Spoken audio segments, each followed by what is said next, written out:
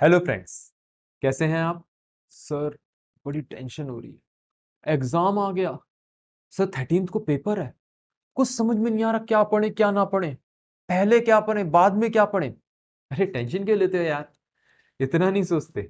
चलो मैं आपको गाइड करता हूँ। अब मैं आपको समझाता हूँ पहले क्या पढ़ना चाहिए बाद में क्या।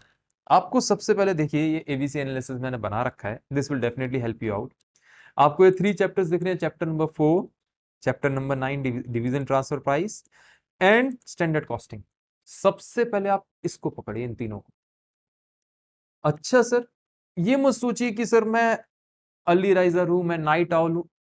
कोई जल्दी उठता है, जल्दी उठ के पढ़ता है, कोई रात को देर तक पढ़ता है। I am least concern about the same.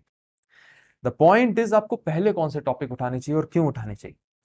Typically as per ABC analysis you will find कि ये टॉपिक सबसे ज्यादा रिपीट हो रहे हैं, सबसे ज्यादा मार्क्स यहां तक देखिए 55 मार्क्स, 40 मार्क्स, आप यहां देखिए सब ये रिपीटिव टॉपिक है। अगर आप इन्हें सबसे पहले करेंगे तो बेस्ट रहेगा। आपने कहा सर 8-9 आवर्स लग जाएंगे, हाँ, क्योंकि ट्रांसफर प्राइस और स्टैंडर्ड कॉस्टिंग टाइम कंज्यूमिंग है, ये ले जाएंगे। साथ में अगर पॉसिबल हो तो आप चैप्टर 1 भी उठा लीजिए। रीजन ये है, चैप्टर 1 जो है वो बहुत कम पूछा जा रहा है, पूछा गया है, बट वो बहुत ही एक इंपॉर्टेंट टॉपिक है, बेस क्रिएशन वाला टॉपिक है, तो आई अज्यूम कि उसमें से क्वेश्चन आएगा ही आएगा। तो उसको भी आप उठा लीजिए एक बार को। मैं आपको इसको भी सजेस्ट करूंगा कि ये जरूर, इसको इग्नोर नहीं करना चैप्टर 1 को। मेरे को लगता है इस बार चैप्टर 1 में से क्वेश्चन आना चाहिए। याद रखिए, देखिए हम लोग बाकियों की तरह नहीं है कि अब जाके केस स्टडी डाइजेस्ट आ गई तो कहना शुरू कर दिया केस स्टडी केस स्टडी। हम तो शुरू से केस स्टडी वगैरह पढ़ते आ रहे हैं, नवंबर 2017 से, और पूरा एम्फेसिस दिया केस स्टडी पे, जिसे हम सब्जेक्टिव टॉपिक बोलते हैं। न्यूमेरिकल टॉपिक अलग तरीके के होते हैं, कई लोग थ्योरी बोलते हैं सब्जेक्टिव को, न्यूमेरिकल को कई लोग प्रैक्टिकल बोलते हैं। ऑल दो right word is subjective and numerical. तो हमें क्या करना है, ये सोचना है कि आप किस में स्ट्रांग है। कई स्टूडेंट्स हो सकता है न्यूमेरिकल में स्ट्रांग हो, कई हो सकता है सब्जेक्टिव में स्ट्रांग। मैं किसी तरीके से किसी की वीकनेस या स्ट्रांगनेस की बात नहीं कर रहा। हमें क्या करना है, देखिए ट्रांसफर प्राइस न्यूमेरिकल ज्यादा है, लेकिन इसके अंदर सबसे ज्यादा क्वेश्चन जो पूछे जाते हैं, जो अगर मैं सब्जेक्टिव क्वेश्चन पूछूं तो आपको वो फंसाएगा किसके अंदर, आपको पता है प्राइसिंग के अंदर। 2 पार्ट प्राइसिंग, डुअल प्राइसिंग, कौन सा लगा, सबसे ज्यादा इन दो के अंदर पूछा जाता है। सही बोल रहा हूं ना?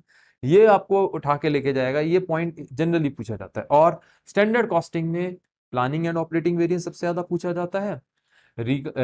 आपका, या फिर जो नए टॉपिक्स हैं जितने भी, मतलब आपके जितने वेरिएंस जहां खत्म हो रहे हैं ना, या तो वहां से, मतलब सेल्स वेरिएंस और कॉस्ट वेरिएंस जहां खत्म हो रहे हैं ना, वहां से प्लानिंग ऑपरेटिंग वेरिएंस, रिकंसिलिएशन, या फिर एक्टिविटी बेस्ड कॉस्टिंग, आप जानते हैं कि, मतलब इन सारे टॉपिक्स में से स्टैंडर्ड कॉस्टिंग के साथ रेलेवेंट कॉस्टिंग, तो इन टॉपिक्स में से क्वेश्चन ज्यादा पूछे जाते हैं। तो आपको याद तो रखने हैं, देखिए मैं ये नहीं कह रहा कि आपको इसके फॉर्मूलाज याद नहीं रखने, लेकिन लेकिन आपको ज्यादा एम्फेसिस जो देना है वो इन टॉपिक्स पे देना है।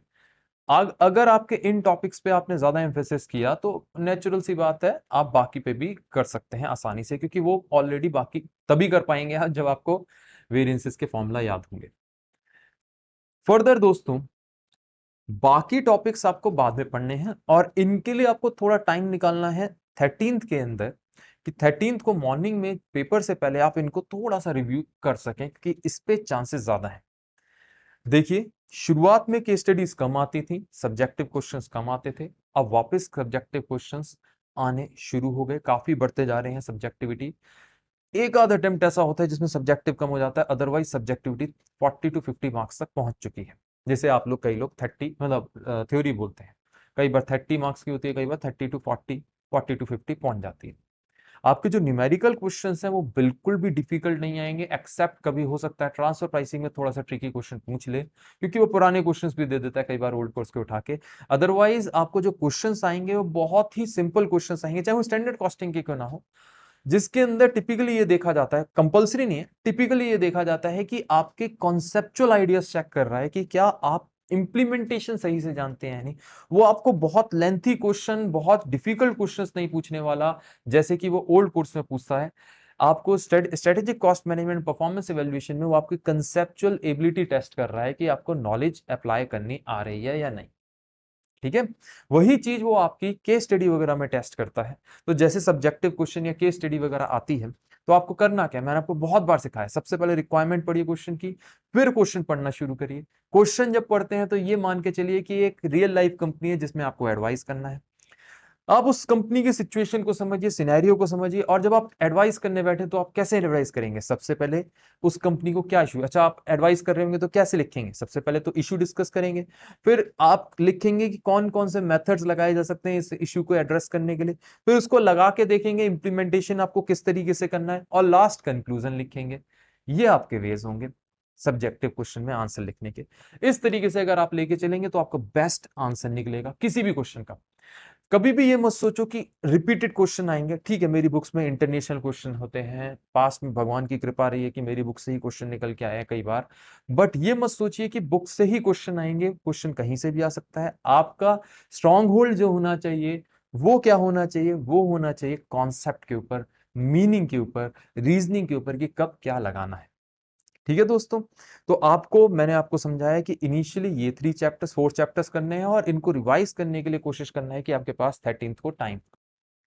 एक बड़ी इंपॉर्टेंट चीज मैं और बोलूंगा दोस्तों, मैंने पास्ट में ये नोटिस किया है कि कई स्टूडेंट्स क्या करते हैं, वो कई लोग हॉस्टल्स में रह रहे होते हैं, कोविड में थोड़ा सा प्रॉब्लमेटिक है तो कम हॉस्टल्स में रह रहे हैं, फिर भी कई लोग रह रहे होते हैं।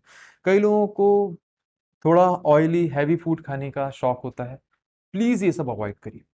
आप लोग हमेशा पूछते हैं ना सर, आप आप एज क्यों नहीं करते, आपकी आपकी स्माइल का राज क्या है, आप एज क्यों नहीं करते। तो देखो, मैं कोई एक्सरसाइज वगैरह पे ज्यादा टाइम डिवोट नहीं करता, रेदर मैं सिर्फ फूड पे टाइम डिवोट करता हूँ।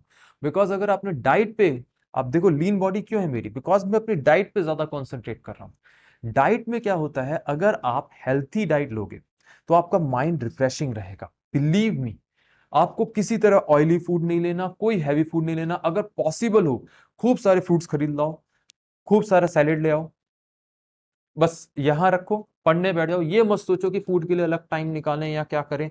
उठाया, मन किया अभी एप्पल खाने का मन है, चलो एप्पल खाने बैठ गए, पढ़ते जाने, बस पेट अपने आप भर जाएगा। और विश्वास करो, जब आप फ्रेश फ्रूट्स वगैरह खा रहे होगे, फ्रेश सैलेड खा रहे होगे, आपको आपका माइंड रिजुविनेट हो जाएगा, और बिलीव मी किसी तरीके से नींद वगैरह भी नहीं आएगी, थकान भी नहीं होगी, बिकॉज वो सूथन अप करता है, आपका मूड रिफ्रेश करता है। मैं आपको और ज्यादा डिटेल में नहीं बता रहा कि डार्क चॉकलेट खानी चाहिए कि क्या खाना चाहिए, लेकिन ये चीजें आपको जरूर करनी है। आपको ऑयली फूड से बिल्कुल दूर हटना है। ऑयली फूड नींद की ओर ले जाता है, ऑयली फूड दुश्मन है इस टाइम पे हमारा। ठीक है ना दोस्तों, पढ़ाई कैसे करनी है, पढ़ाई करने के लिए लेट अस अज्यूम एक स्टूडेंट है जिसका मान लेते हैं, इट्स नॉट कंपलसरी, मान लेते हैं न्यूमेरिकल उसका गुड है, बट सब्जेक्टिव मींस थ्योरी में थोड़ा वीक है। तो उसको कैसे पढ़ना है, जैसे यही चैप्टर पढ़ने बैठा हो, तो जब वो पढ़ने बैठेगा स्टूडेंट, तो सबसे पहले वीक टॉपिक उठाए। ये मत सोचिए कि एक ही हम चैप्टर उठाएं, कि चैप्टर 4 उठा रहे हैं तो फिर चैप्टर 4 हो, 9 या 12 बीच में नहीं लाए, नहीं, आप कोई सा भी लेके चल सकते हैं। कभी कोई सा कर लिए चैप्टर, कभी कोई सा कर लिए, it doesn't matter at all.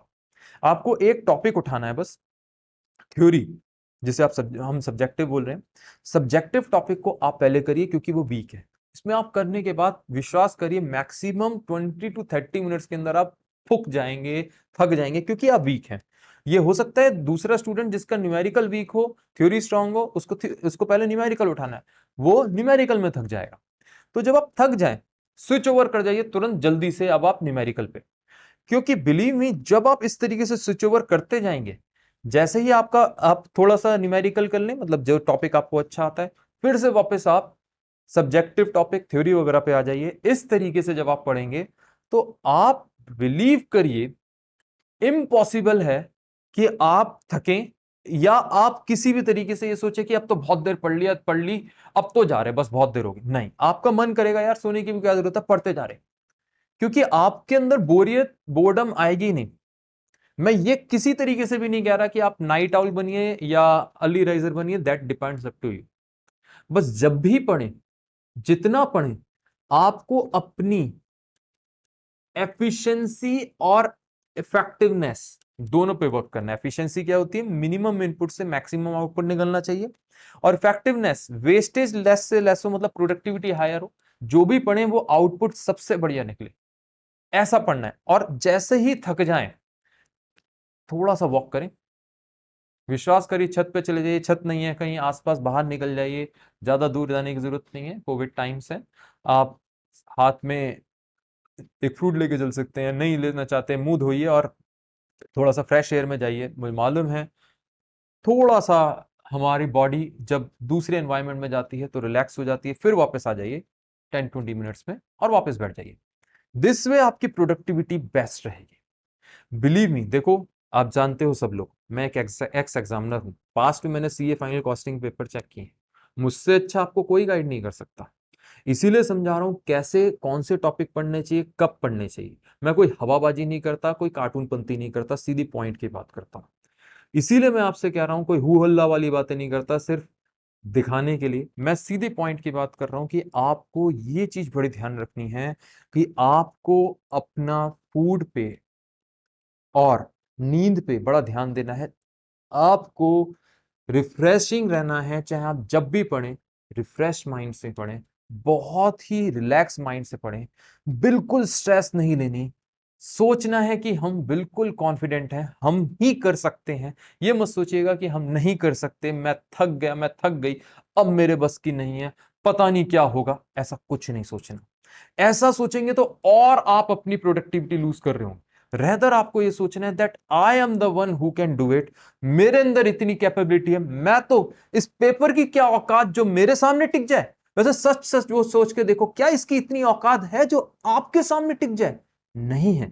आप हो सब कुछ, विश्वास करो आपके अंदर सब कुछ है, आप में बहुत कैपेबिलिटी है, मैं जानता हूं, आप भी जानते हैं। बस उस कैपेबिलिटी को यूटिलाइज करना है आपको। मैं फालतू की बात नहीं कर रहा, बस इतना ध्यान रखना है, कोई फालतू की और चीजें नहीं सोचनी, कुछ टीवी वीवी नहीं, कुछ नहीं, सोशल मीडिया नहीं।